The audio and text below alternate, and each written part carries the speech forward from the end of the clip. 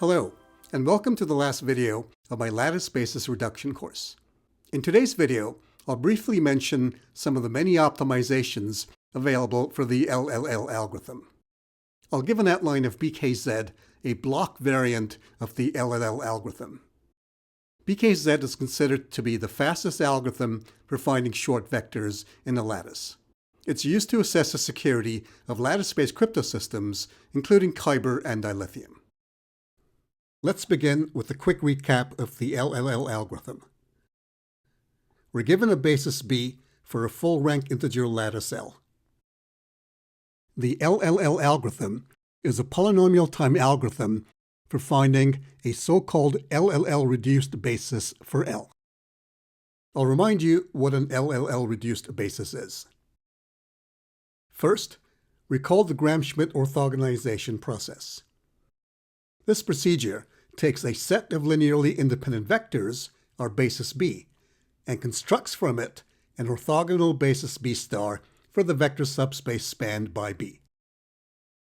The first vector B1 star of the orthogonal basis is simply B1 itself. Each subsequent vector Bi star is obtained by projecting Bi onto the orthogonal complement of the vector space spanned by vectors that came before it, namely B1 star up to Bi minus 1 star. Concretely, a formula for this projection is Bi minus a sum over all j less than I of mu ij times bj star, where each Gram-Schmidt coefficient mu ij is the dot product of Bi and bj star, divided by the squared length of bj star. Now, a lattice basis B is said to be size reduced if all its Gram-Schmidt coefficients are at most 1/2 in absolute value. Furthermore, to be LLL reduced, one more condition, called the Lovász condition, must be satisfied. For each index j, the squared length of bj star is at least equal to 3/4 minus mu j minus 1 squared times the squared length of the previous Gram-Schmidt vector bj minus 1 star. The useful property of an LLL reduced basis is that its first vector is guaranteed to be relatively short. More precisely, its length is at most 2 to the n minus 1 over 2 times the length of a shortest non-zero lattice vector. In other words, while LLL doesn't always find the absolute shortest non-zero lattice vector, it does find one that's provably not too far off, and it does so efficiently. The LLL algorithm begins by size reducing the lattice basis. This process produces a lattice basis whose vectors are somewhat orthogonal to each other, but are not guaranteed to be short. The algorithm then searches for an index j where the Lovász condition is violated. In other words, where the Gram-Schmidt vectors bj minus 1 star and bj star don't satisfy the condition. If such an index j is found, then the basis vectors bj minus 1 and bj are swapped, and the new basis is size reduced. This process, checking the Lovász condition, swapping, and size reducing, is repeated until the Lovász condition holds for every index j. At this point, the algorithm holds, and the resulting basis is LLL reduced. The first LLL refinement involves the constant 3/4 that appears in the Lovász condition. Originally set to 3/4, this value can in fact be replaced by any constant delta between 1/4 and 1.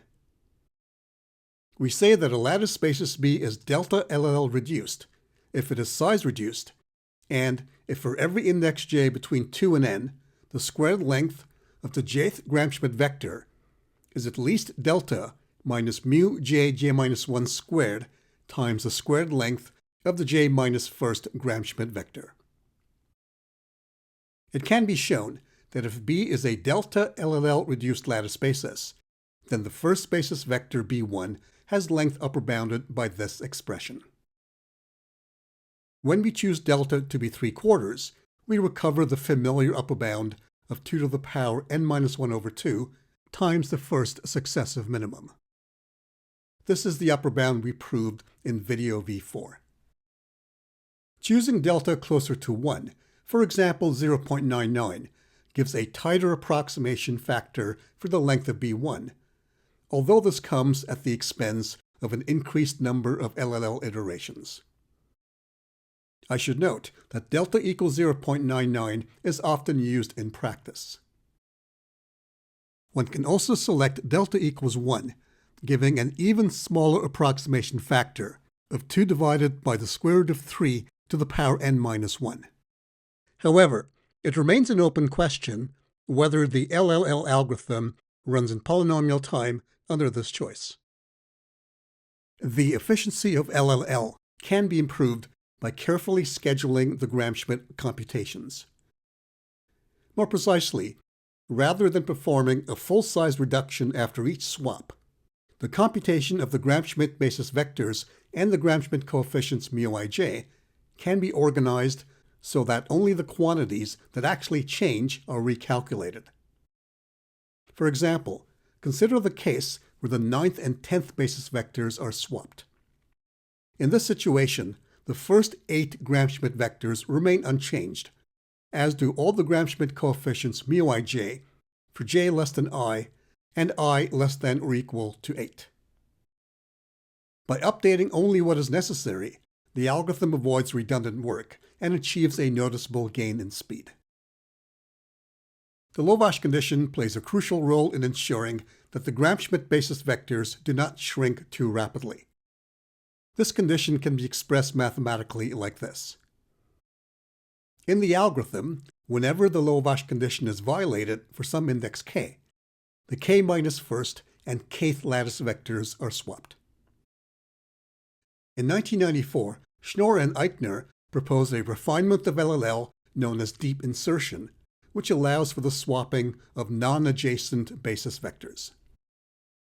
Specifically, if the Lovász condition is violated for an index k, then instead of simply swapping bk-1 and bk, the vector bk is moved deeper into the basis. It's inserted between bi-1 and bi, where I is the smallest index for which the Lovász condition becomes satisfied again. Observe that setting I equals k-1 gives the original LLL swap. Experiments have shown that LLL with deep insertions often produces shorter lattice bases. However, this improvement comes at a computational cost. The algorithm's running time increases, and unlike the standard LLL algorithm, the version with deep insertions is not known to run in polynomial time. Recall that the running time of the LLL algorithm is n to the 6th times log cubed x, where n is the lattice dimension and x denotes the maximum length of the original basis vectors. The algorithm performs arithmetic operations on integers whose bit lengths are of the order of n log x. In practical settings, x can be quite large. For example, when LLL is applied in the analysis of RSA implementations, x can be 2048 or greater. For such large x, the dependence of the running time on log cubed x becomes a significant bottleneck. Thus, the original LLL algorithm is typically only used when the lattice dimension n is relatively small. When dealing with higher dimensional lattices, it is common to replace the exact integer arithmetic with floating point arithmetic in the computation of the Gram-Schmidt basis b star and the Gram-Schmidt coefficients μij. This modification greatly improves efficiency, but introduces the risk of rounding errors, which in some cases can prevent the algorithm from terminating or yields a basis that is not LLL reduced. To overcome these issues, Nguyen and Stell proposed a floating point version of LLL, which they called L squared. In their algorithm, the Gram-Schmidt computations are carried out using floating point numbers with a precision of roughly 1.58 times n bits.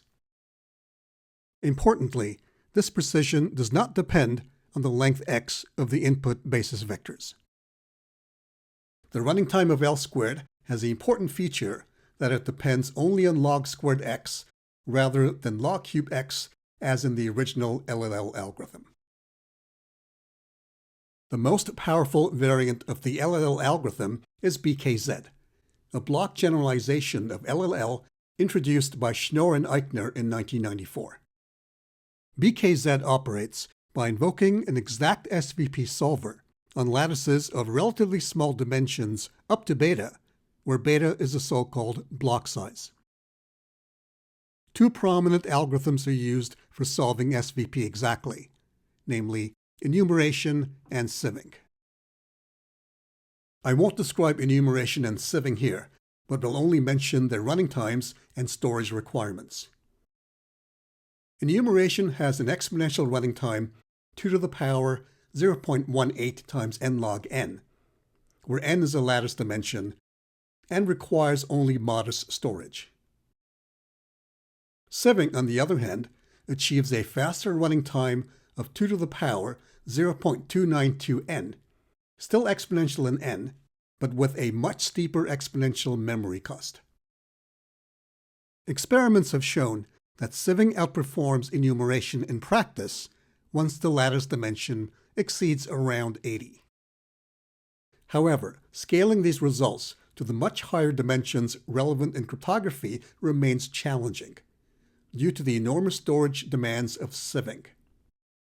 Adding to the challenge is the observation that both enumeration and sieving often run much faster than their proven theoretical upper bounds would suggest. The SVP challenges can be found on the website latticechallenge.org. In these challenges, the goal is to find a lattice vector whose length is within a factor of 1.05 of the shortest non-zero lattice vector as predicted by the Gaussian heuristic. The SVP instances are for lattices of dimensions up to 300.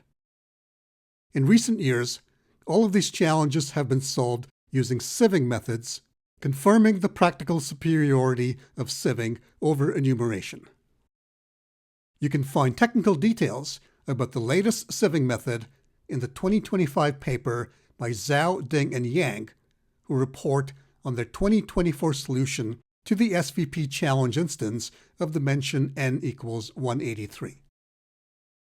According to the authors, their computation took 30 calendar days, running on a server with 112 cores and using almost 1 terabyte of RAM. The largest SVP challenge solved to date is the dimension 200 instance achieved by Zihu Zhao and Jintai Ding. We'll next give you a high-level description of the BKZ algorithm. Before we get there, it will be helpful to review the LLL swap operation and why it makes progress towards finding a shorter lattice basis. As always, L is a full-rank integer lattice with basis B. Recall that the volume of L is equal to the product of the lengths of the vectors in the Gram-Schmidt basis B star associated with B. This volume depends only on the lattice itself, and not on the particular choice of basis. The swap operation is a local modification of the basis B. Its purpose is to prevent the Gram-Schmidt vectors from shrinking too rapidly. By doing so, it helps keep the first Gram-Schmidt vector relatively short, and thus yields a lattice vector of relatively small length. Now, adjacent basis vectors bj-1 and bj are swapped in the algorithm whenever the Lovász condition is violated. After the swap, the new basis denoted b tilde is identical to b, except that bj-1 and bj are swapped. Note that the Gram-Schmidt basis associated with b tilde is the same as that of b, except for the j-first and jth vectors.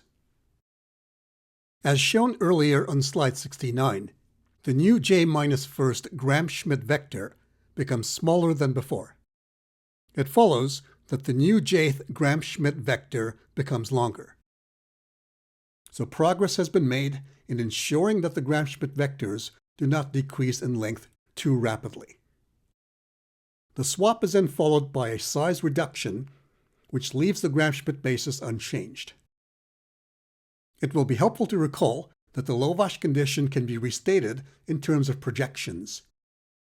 The basis vectors bj-1 and bj are swapped if the squared length of the projection of bj is less than 3/4 of the squared length of the projection of bj-1.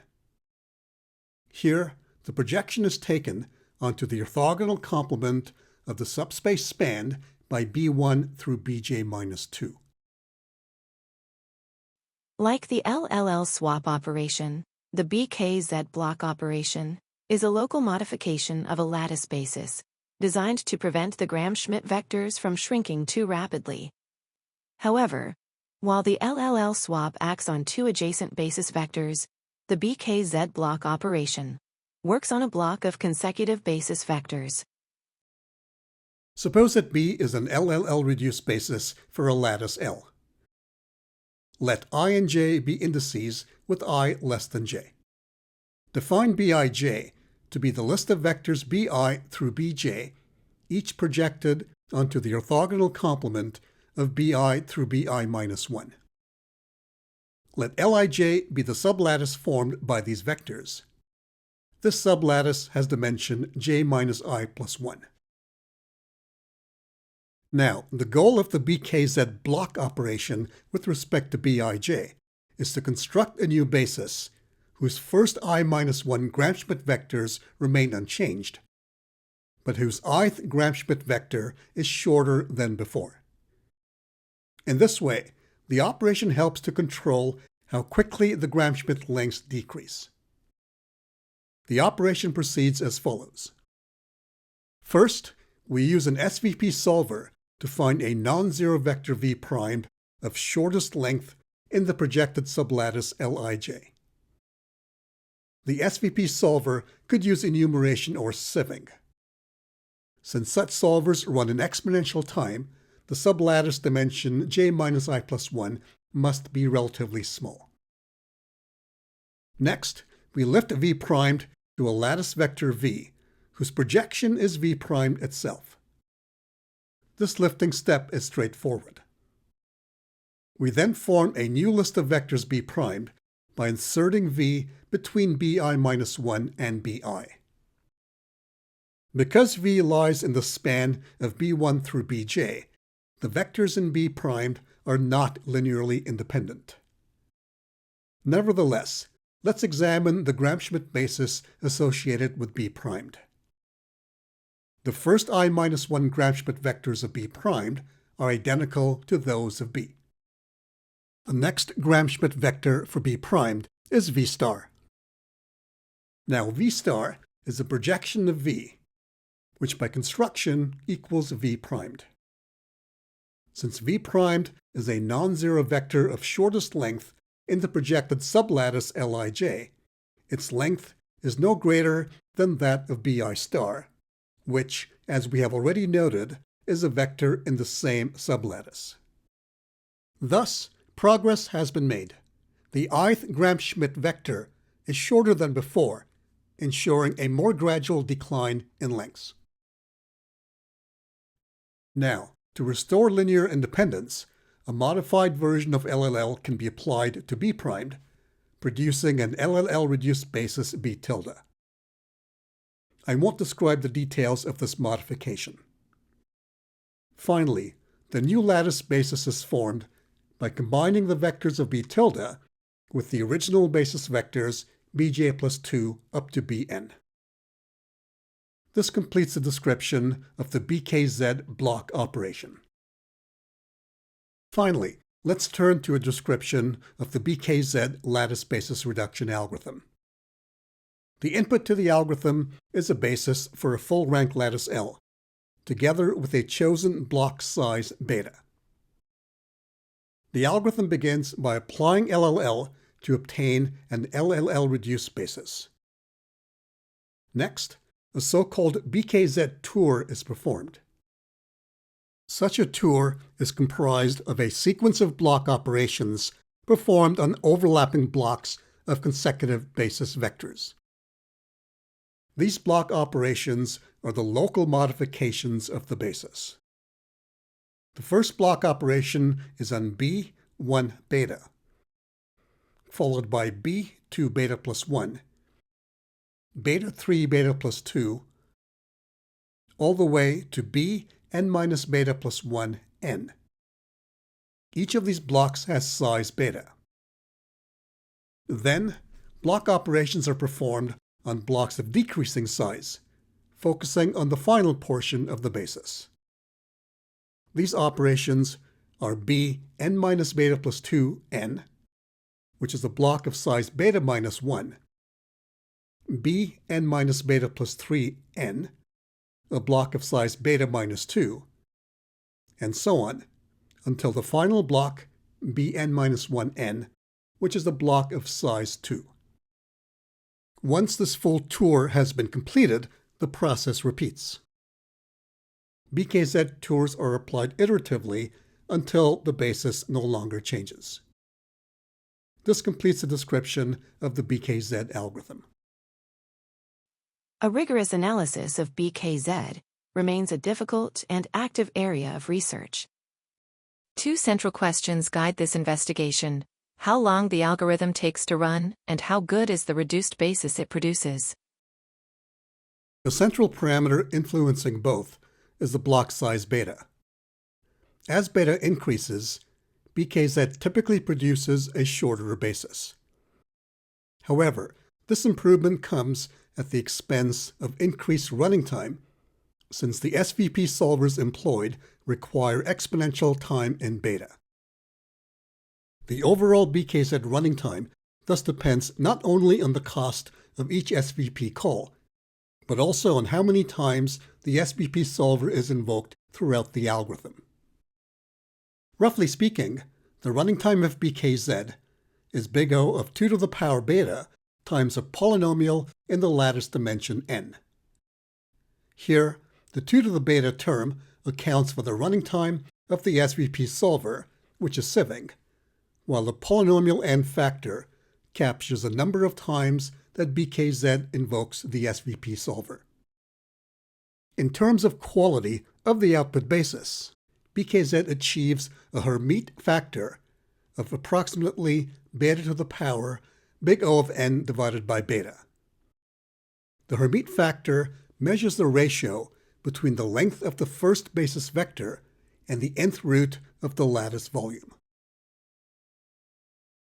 At one extreme, when the block size is beta equals 2, BKZ essentially becomes the LLL algorithm.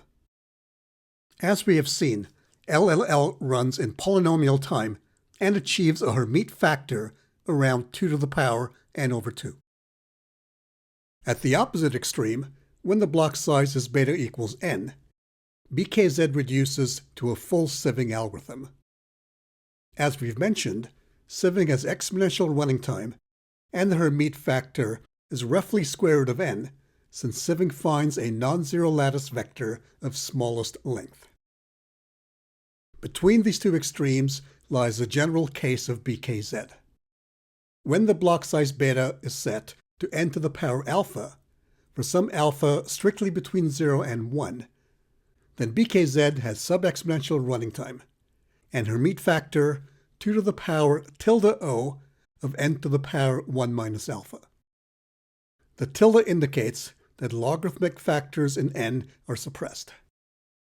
For example, if alpha equals 1/2 is chosen, so the block size is a square root of n, then the running time of BKZ is approximately 2 to the power square root of n, as is the Hermite factor. No proof exists that BKZ runs in polynomial time. In practice, BKZ is usually aborted early, well before its natural termination. This makes sense, since the quality of the basis increases more significantly in the earlier tours. Thus, the theoretical guarantees are largely irrelevant in real-world use of BKZ. In 2011, Chen and Yuan introduced BKZ 2.0, a refined version of the algorithm designed with early abort. They provided estimates for the required block size to achieve a target Hermite factor with BKZ 2.0. Concretely, Chen and Nguyen showed that these block sizes should be used to achieve these target Hermite factors. See also the influential article on the concrete hardness of learning with errors by Albrecht, Player, and Scott. The website latticechallenges.org also hosts SVP challenges for specially constructed lattices with dimensions as high as 2000. In these challenges, the goal is to find a non-zero lattice vector that is shorter than the best one already found. The most recent challenges solved used BKZ together with sieving. The largest challenge solved to date is the dimension n equals 11/100 instance achieved by Yao Sun in August 2024. I should mention that the website also features SVP challenges in ideal lattices as well as LWE challenges. We'll conclude by highlighting some influential research papers on lattice-basis reduction. The first paper by Wen and Stale describes the floating point version of LLL, which they called L squared, and provides a detailed analysis of its behavior. The second paper, also by Nguyen and Stale, seeks to explain why LLL performs much better in practice than what its theoretical worst-case upper bounds suggest. More precisely, they studied the performance of the L-squared floating point version of LLL when run on rank D integer lattices L in n-dimensional space, where D is big theta of n. The bases of these lattices are randomly generated with vector lengths bounded by x, with D equals big O of log x. They show that the average case estimate for the Hermite factor, namely the length of the first lattice vector divided by the dth root of the volume of L, is 1.02 to the power d, a significant improvement over the worst-case bound of 4/3 to the power d over 4, which is roughly 1.07 to the power d. Furthermore, while the worst-case scenario requires roughly 1.58d bits of numerical precision, the average case analysis indicates that only about 0.25d bits are needed. The third paper, by Yasuda, surveys SVP algorithms as of 2019. The fourth paper, by Ducat, Pools, and Stevens, offers a detailed report on implementations of the latest improvements to LLL. And finally, the fifth paper, by Li and Wen, presents the first rigorous analysis of the BKZ algorithm. We hope that these lectures have given you a good understanding of the LLL algorithm. The LLL algorithm can be used to solve the approximate version of the shortest vector problem, which in turn can be used to solve SIS, the shortest integer solutions problem, and LWE, the learning with errors problem. Thus, LLL and BKZ are fundamental tools used to assess the security of lattice-based cryptosystems, including Kyber and dilithium. Thanks for watching. You can find the slides for all our courses at our website, cryptography101.ca. Please do subscribe to our YouTube channel so that you can be informed of future courses.